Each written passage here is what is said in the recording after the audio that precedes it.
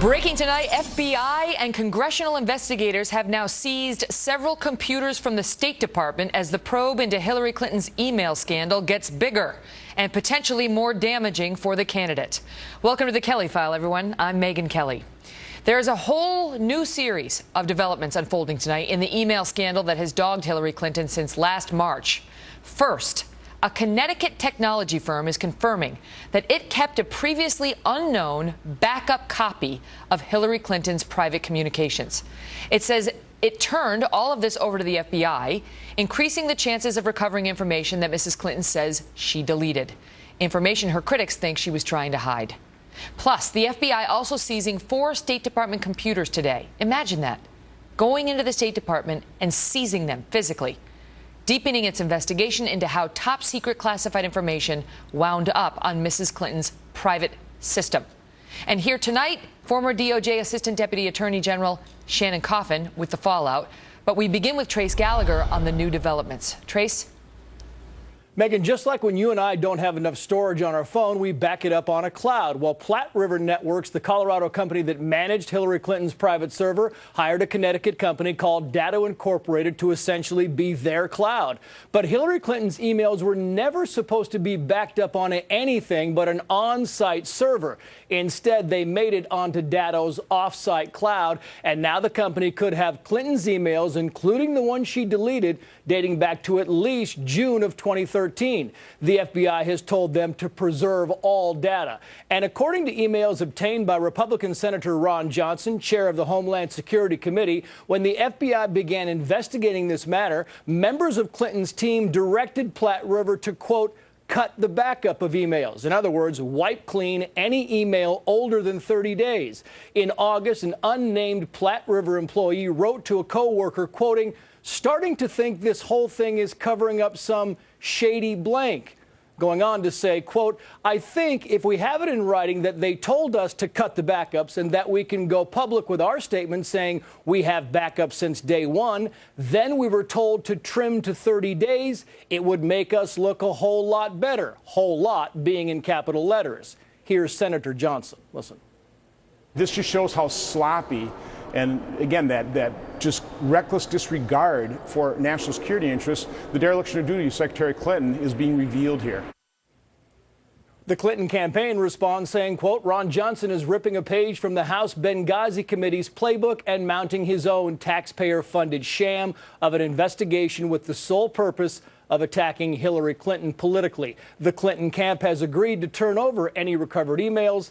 The FBI is also investigating if there were any attempted cyber attacks on emails that were backed up on Datto's cloud. Megyn. And we have breaking news on that coming in right now. Trace, thank you. Joining us now with more, Shannon Coffin, former DOJ Assistant Deputy Attorney General and former counsel to Vice President Cheney.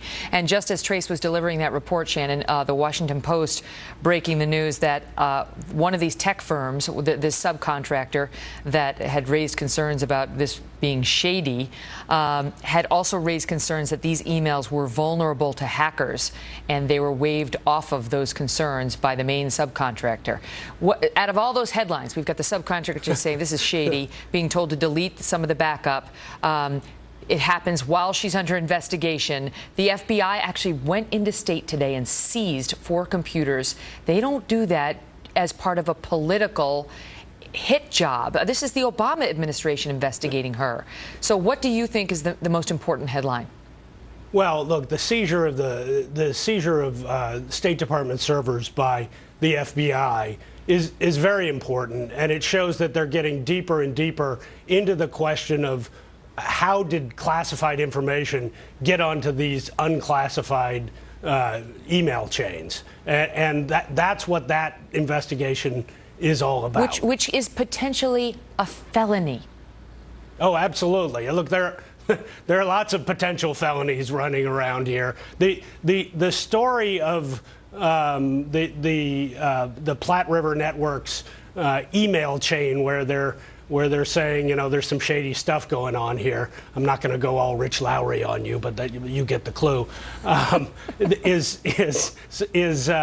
Is really important as well, because what that showed is, and we've had a sense of this, is that as she is under investigation and there's a big Benghazi investigation on the Hill, as FOIA requests are coming in, as the State Department is asking for these emails back, she is, through intermediaries, telling her server people, start deleting things. That really sends up a massive red flag, and we're talking about sort of obstruction of justice charges. That's the critical thing, because it was the summer of 2014. She was on notice of at least one investigation into her dealings. It was later in 2014 and early 2015 that she went on through her surrogates, I gather, to direct this company to start deleting the backup. Like, stop backing me up. I want those backups deleted. Seems to have happened in 2 different batches, according to the Platte River emails,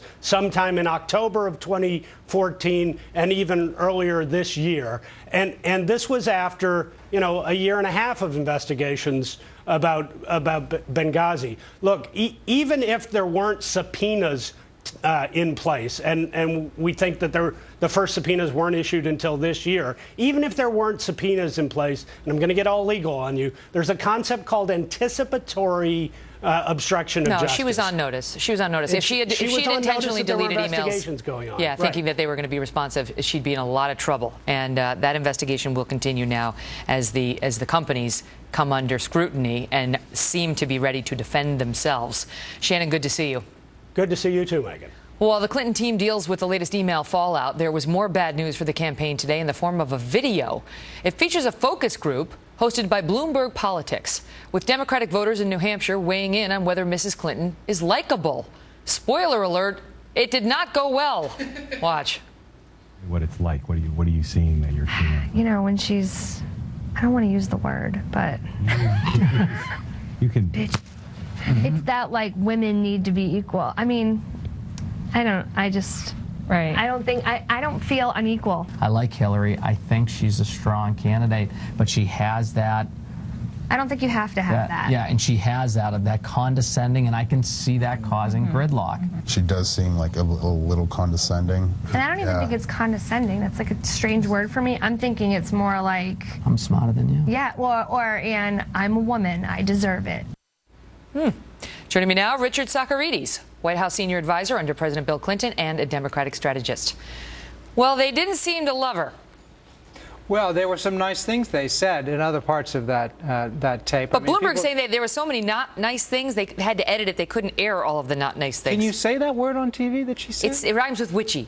You can't really say it. I don't know. Listen, don't ask me. We've had a couple snafus lately. I'm not the one to ask. Okay.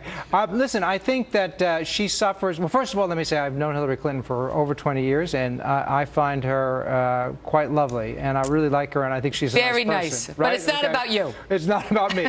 But I think she also suffers a little bit from the double standard that many women suffer from. I mean, we want, if we're electing a leader, we want someone to be strong, but we don't want women to be too strong, not too aggressive, because, we want to see their feminine side. Now, I think that she does a lot of things that if a man did it, a man would be seen as a strong leader. So I think you think that's true of Carly Fiorina, too? I think Carly Fiorina will suffer from some, if her candidacy really takes off, I think she will suffer from some of the same Do you think fate. that Hillary Clinton is penetrating on the question of likability? Because her honest and trustworthy numbers are just terrible. Just a recent poll just out now, Florida, Ohio, Pennsylvania. Is she honest and trustworthy? 33%, 34%, 35%. The vast majority, 60% of these voters say she is not. She's not honest. Well, but she's also winning in those states, right? Those polls. What does that tell you about the electorate? I know. What does that tell you about the state of the American politics, too, right? But listen, I think that the campaign has to do some things to try to put out a more rounded image of her. I think that's why she was on Saturday Night Live this weekend. Step in the right direction. Step in the right direction. I think that we also saw her compassionate side on display when she was talking about some of the victims of gun violence. I mean, she's been a fighter for children all of her life. So she really does have this compassionate side, but I think that we don't see enough of it. We don't see certainly enough of her funny side. She can be very funny. She can also But on the email front, what's going to happen? Because they're trying now to dismiss this investigation that Ron Johnson is pushing, that unearthed the fact that there were 2 backup server companies and they were calling this shady. She now says that's just like the Benghazi thing. It's just another other Benghazi. They're just about to bring my poll numbers down. That's it. Whereas this email question is a legitimate. The FBI is seizing computer servers. Well, listen, there are legitimate questions about the email, and I think they will be answered. But I think we have to not rush to judgment. You know, obviously, I don't think that she's done anything wrong. I think that some of the email stuff may have been mishandled. I think she said it was a mistake. Why is the FBI seizing? Well, I mean, because nothing wrong has occurred. If for nothing else, because there's a congressional investigation. I mean, I will admit that it doesn't, you know, on the surface, it doesn't sound great. But let's remember that I think everything she did was perfectly legal. There have been no accusations that she did anything wrong. Yes, there have been accusations. Yes. But she admitted that it would have been a wiser course to use two emails. Yes. One email for she private got there and eventually. one state. However, there are remaining questions about whether she broke the law. I don't know about you, but I'd be very, very uncomfortable if the FBI went into my office and seized my computer. I mean, they find on there a lot of like Saks Fifth Avenue bills and Toys R Us bills. That's about the most exciting thing. They probably found some of that stuff for her in there too. Right. Well, we don't care about that. I think that you should have Hillary Clinton on the show. I think you would like her. Why don't you talk to her and tell her to come? I think it would be the best interview she would sit for. I think it would be fantastic. I think you would love her, and she would like you. I know she would like you too. There you go. You heard it here first. Richard Socarides. Hillary, are you listening? Thank you, madam. Great to see you. Great to see you too. Well, we're also tracking the political fallout tonight after the New York Times runs a big piece suggesting Donald Trump is losing traction with the media and the voters. Chris Steyerwalt and Howie Kurtz are here next on what the Times got right and what it did not. Plus, Dr. Ben Carson taking new heat tonight after his remarks about trying to defend yourself when a mass shooter shows up. A former Navy SEAL tonight weighs in. Don't miss this segment. And then an upcoming film called Truth. That's the name of it. Details Dan Rather's stunning departure from CBS over a report he did about President George W. Bush. Remember this, 2004? But there are serious concerns about how much actual truth is being presented by Robert Redford in this film.